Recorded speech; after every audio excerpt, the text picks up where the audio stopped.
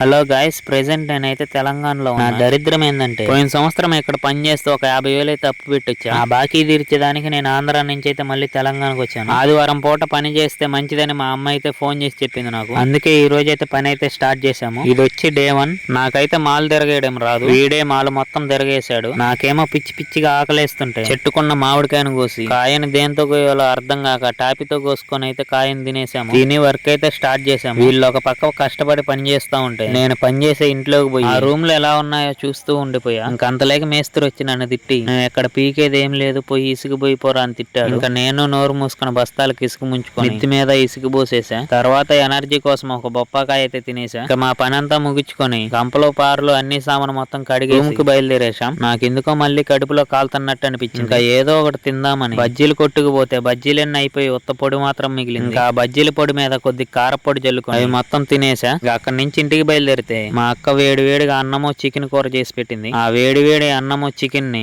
వేడి సల్లారకు ముందే తినేసా. ఇదండి నేను ఈ రోజు మొత్తం కష్టపడి చేసిన పని. నేను చేసిన కష్టానికి మీరు ఒక లైక్, సబ్స్క్రైబ్ కొడితే నాకు సపోర్టివ్ గా ఉంటది. Thanks for watching guys. రేపు ఇంకొక వీడియోతో మీ ముందుంటా. Bye bye.